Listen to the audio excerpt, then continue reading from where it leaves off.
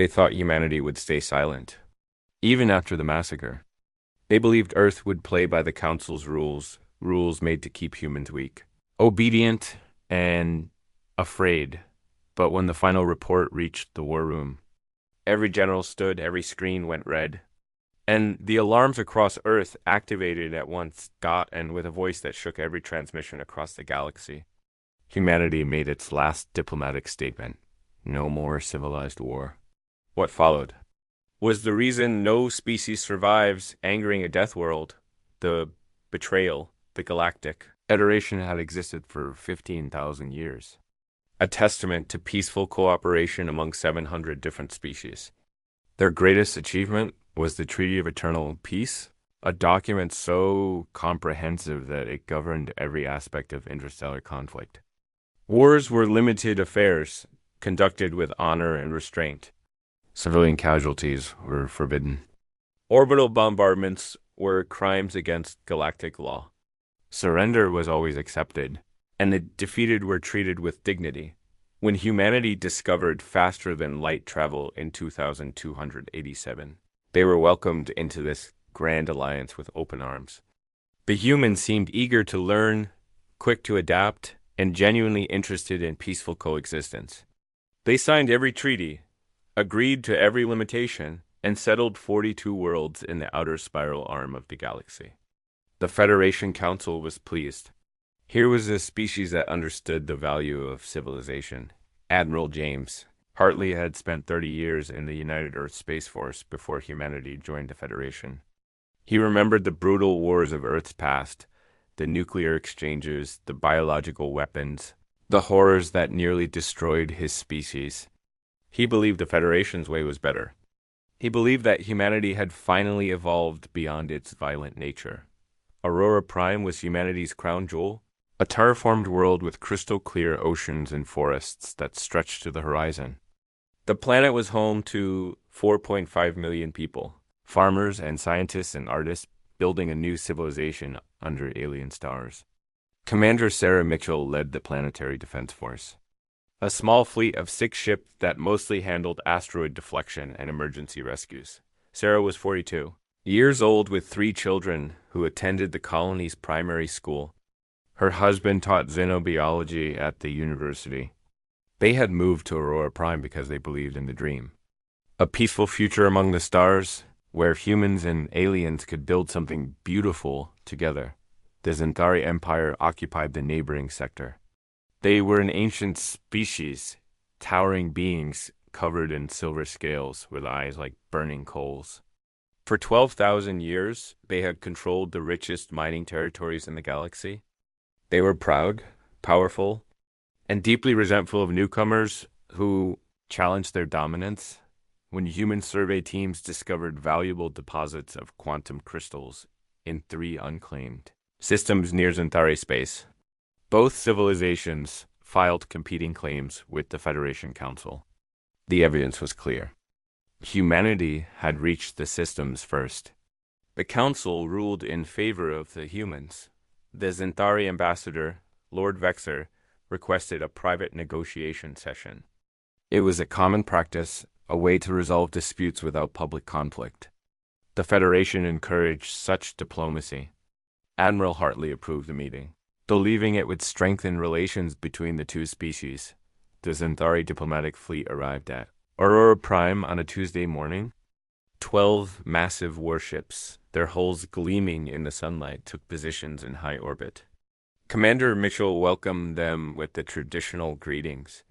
Federation observers from 5 different species monitored the proceedings to ensure everything remained peaceful. The negotiation session was scheduled to begin at noon local time. Sarah's children were at school learning about galactic history. Her husband was in his laboratory, studying samples from Aurora Prime's unique ecosystem. Across the colony, 4.5 million people went about their normal lives, trusting that the Federation's laws would protect them at exactly noon. The Zentari fleet opened fire. The first kinetic round struck the planetary capital with the force of tactical nuclear weapons. Buildings vaporized instantly. The university where Sarah's husband worked disappeared in a flash of white light. The primary school, the hospitals, the residential districts, all targeted with methodical precision. Sarah was in the Defense Command Center when the world exploded around her. Alarms screamed. Damage reports flooded in from every district. She immediately ordered her ships to intercept, to stop the massacre. That was when the Federation observers intervened. Chief Observer Kelton, a being resembling a floating crystalline structure, transmitted a priority override command. The human fleet was ordered to stand down. According to Treaty Article 847, interference during an authorized diplomatic demonstration was strictly forbidden. The Zentari had filed the proper paperwork. The Federation had approved a limited engagement to resolve the territorial dispute. Sarah stared at her tactical display in disbelief. Limited engagement. They were bombing schools and hospitals. Chemical weapons were being deployed across the northern continent. Biological agents were contaminating the water supply. This was not a demonstration. This was genocide. She contacted the observers again, her voice breaking. They were killing children. They were using weapons banned for 10,000 years. The observers responded with bureaucratic calm. Some collateral damage was expected during military operations. The Zentari had assured the Federation that their actions were within acceptable parameters. A full investigation would be conducted after the demonstration concluded. Sarah's hand shook as she faced the most important decision of her life. 6 ships against 12 capital vessels, and the authority of the entire Galactic Federation. If she attacked, humanity would be branded as treaty violators. The entire galaxy might turn against them. But if she did nothing, everyone on Aurora Prime would die. She thought about her children and their classroom, probably terrified, probably crying for her. She thought about her husband, gone in an instant without even knowing what had happened. She thought about 4.5 million people who had trusted the Federation to protect them. Commander Sarah Mitchell gave the only order her conscience would allow. All ships hold position. Stand down and observe. The bombardment continued for 18 hours. The Zentari were thorough. They destroyed every major city, contaminated every water source, and released pathogens specifically engineered to attack human biology. When they finally stopped, Aurora Prime was a dying world. The casualty count exceeded 4.5 million. There were no survivors. Sarah's final transmission was recorded by her flagship's communication system. She reported the death toll calmly, professionally. Then she said something that would echo across the galaxy. Tell Admiral Hartley that the Federation's laws are a lie. Tell him that civilization is an illusion. Tell him that we should have fought. The transmission ended when the Zentari fleet fired one final barrage, eliminating the human defense ships that had obeyed the rules and stood aside while their people died. Admiral James Hartley received the news in his quarters aboard the UESF Valiant. He listened to Sarah's transmission 7 times. Each time her words cut deeper. He did not cry. He did not rage. He sat in silence for 3 hours, staring at a photograph of Aurora Prime taken from orbit. A blue jewel shining in the darkness. When he finally stood, something fundamental had changed in his eyes. The man who believed in civilization was gone. What remained was something older, something that remembered what humanity really was beneath the veneer of culture and treaties. Admiral Hartley walked to the bridge and gave a single order. Set course for Federation Central Command. Maximum speed. He had a message to deliver to the 700 species who called themselves civilized. They were about to learn what happened when humans stopped playing by the rules. The reckoning, the grand assembly hall of the Galactic Federation could hold 10,000 representatives. Every species in the known galaxy had sent delegates to witness this historic moment. News drones filled the air, broadcasting to trillions of viewers across hundreds of worlds. Everyone wanted to see what the human admiral would say. Admiral James Hartley walked into the chamber alone. He wore his dress uniform, perfectly pressed, with a single black ribbon on his chest, the memorial star given to those who had lost their entire family in service. His gray hair was cut military short. His face showed no emotion. He moved with the steady confidence of a man who had already made peace with whatever came next. The Supreme Chancellor, an ancient being called Morpheus, who resembled a tree made of living light, activated the speaking platform. The chamber fell silent. Admiral Hartley, you have requested this emergency session. The Federation grants you the floor. Speak your concerns. Hartley looked around the vast chamber. He saw the Zintari delegation sitting in their honored position. Lord Vexer wearing a medal of commendation for defending his empire's territorial rights. He saw the Federation observers who had ordered Commander Mitchell to stand down. He saw 700 species who had created laws they claimed were sacred. He began speaking in a voice that carried clearly through the massive hall. 15,000 years ago, you built something remarkable. You created laws to govern warfare. You established rules to protect the innocent. You convinced yourselves that you had evolved beyond barbarity. He paused. It was a beautiful lie. Representatives shifted uncomfortably in their seats. Hartley continued. 18 days ago, the Zentari Empire murdered 4.5 million human civilians on Aurora Prime. They used orbital bombardment against residential areas. They deployed chemical and biological weapons banned by your own treaties. They killed children in their schools while your observers watched and did nothing. Lord Vexer rose to speak, but Hartley's voice cut through the chamber like a blade. Sit down. I am not finished. The Zentari ambassador slowly returned to his seat. Something in the human's eyes made even the proud warrior species hesitate. Your Federation investigated this massacre. Hartley's voice dripped with contempt. You concluded that the Zentari had engaged in excessive force. Excessive force. That was your verdict for the systematic extermination of 4.5 million people. You ordered them to pay reparations. You considered the matter closed. You called it balance. He reached into his jacket and pulled out a small holographic projector. He activated it, and images filled the air above the speaking platform. Children playing in parks. Families eating dinner together. Doctors treating patients in hospitals. All scenes from Aurora Prime before the attack. This is what your balance looks like. These people trusted your laws. They believed your treaties would protect them. They were wrong. The images changed, showing the devastation. Cities turned to ash. Bodies in the streets. A planet dying under chemical clouds. I came here to give you an answer. The answer you have been asking since humanity joined your Federation. You wanted to know what kind of species we are. You wanted to see if we understood our place in your civilized galaxy. Hartley's voice became cold and hard. Now you will learn. He straightened to his full height. Effective immediately, the United Earth Space Force withdraws from all Federation treaties. We no longer recognize your authority. We no longer follow your limitations. We no longer participate in your civilized games. The chamber erupted in chaos. Representatives shouted in hundreds of languages.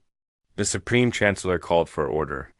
Hartley waited until the noise subsided. You think this makes us vulnerable? You think we will be destroyed without your protection? He smiled, and it was not a pleasant expression. Good, let them come. Let anyone who thinks they can treat humanity like the Zentari did try their luck. We will show them what we really are. Lord Vexer finally spoke, his voice filled with arrogance. One species against the galaxy. We have fought wars for 12,000 years. What can you possibly do to us humans? Hartley turned to face the Zentari delegation directly. You are about to find out. He looked back at the Supreme Chancellor. This chamber has forgotten what real war looks like. You have forgotten what happens when a species stops caring about honor and rules and civilization. When survival becomes the only law that matters, he began walking toward the exit. My species remembers. We remember the gas chambers and the nuclear fires. We remember the plagues we created and the cities we burned. We spent 10,000 years perfecting the art of destroying each other. Then we stopped because we wanted to be better. We wanted to believe your lies about civilization. He paused at the door. The Zentari reminded us what we are. They reminded us that your laws only protect the powerful. They reminded us that mercy is seen as weakness in your galaxy. He looked back over his shoulder. Thank you for that lesson. We will not forget it again. Admiral James Hartley walked out of the Grand Assembly Hall. Behind him, 700 species sat in stunned silence. Then Lord Vexor laughed. Let the humans try. We will crush them as easily as we crushed their colony. He would not laugh for long. The Zentari prepared for conventional war. They assembled their fleets and fortified their borders. They expected human ships to attack in anger and desperation. They were ready to win another glorious victory. The human fleet never came. The first attack hit Zenther Prime, the Empire's homeworld. Not with bombs or missiles, but with a virus uploaded into their planetary network. Within hours, every computer system was compromised. Power grids failed. Communication networks collapsed. Water treatment plants stopped functioning. The virus could not be removed. It replicated faster than it could be deleted, spreading through every device, every implant, every system. Zenther Prime, a world of 6 billion people, descended into chaos in a single day. But the virus did something else too. It played footage on every screen that still functioned. Images of Aurora Prime's children. Families being vaporized. Hospitals collapsing. The footage looped endlessly with a simple message in Zentari script. 4.5 million. Remember the second attack targeted food production. Human ships appeared without warning, releasing engineered organisms into Zentari agricultural worlds. The blight spread faster than fire. Within weeks, crop failures, 40 systems. Famine began in regions that had known abundance for centuries. The third attack was psychological. Human operatives infiltrated Zentari society, spreading information about their government's actions. They showed Zentari civilians what really happened on Aurora Prime. They revealed how their leaders had called it a demonstration. Many Zentari were horrified. Protests erupted across the Empire. The government tried to suppress them, but the unrest spread. Lord Vexor demanded Federation intervention. The humans were violating every law of warfare. They were targeting civilians. They were using biological weapons and psychological torture. The Federation's response was simple. The humans had withdrawn from the treaties. The rules no longer applied to them. The Zentari would have to resolve this themselves. The attacks continued for 14 months. Human forces struck from nowhere and vanished like ghosts. Zentari fleets searched desperately, but found nothing. Trade collapsed. The economy shattered. Medical facilities were overwhelmed. Fear spread faster than any plague. Admiral Hartley coordinated everything from a hidden command station in deep space. His officers worked with cold efficiency, planning each strike for maximum psychological impact. When questioned about civilian casualties, Hartley's response was always the same. They established the rules. We are simply following their example. The Zentari Empire, proud rulers for 12,000 years, began to crumble. Their colonies requested independence. Their allies abandoned them. Their people lost faith in their leaders. Lord Vexor himself died when his private shuttle's life support mysteriously failed. His last words, recorded by the flight computer, were a question. How did we not see this coming? After 14 months, the remaining Zentari government transmitted an unconditional surrender. They begged humanity to stop. They offered everything they had. They asked only for mercy. Admiral Hartley accepted their surrender from the bridge of the UESF Valiant. He read the message once, then turned to his crew. The war is over. Cease all offensive operations. Begin humanitarian assistance immediately. His officers stared at him in surprise. Sir, after everything they did, we are helping them? Hartley looked at the tactical display showing Zentari space. Yes, we are not monsters. We are humans. We did what was necessary to ensure this never happens again. Now we do what is right. The Federation Council invited him to address them one final time. The chamber was different now. The representatives looked at humanity with fear and respect. Admiral Hartley walked to the speaking platform and spoke simply. Humanity will rejoin your treaties on one condition. You will add a new clause. Any species that violates the laws of war will face unlimited retaliation. No restrictions. No rules. No mercy. The Federation agreed immediately. Hartley retired after the war. He returned to what remained of Aurora Prime and helped rebuild. He'd planted trees on the graves of 4.5 million people. He worked until his hands bled, trying to create life from ashes. The galaxy never forgot what happened. Humanity had beneath civilization lay something ancient and terrible. They had shown that rules only mattered when everyone followed them. The Federation's treaties survived, but they were enforced now with absolute commitment, and every species knew that humanity was watching, ready to remind them what happened when mercy became weakness.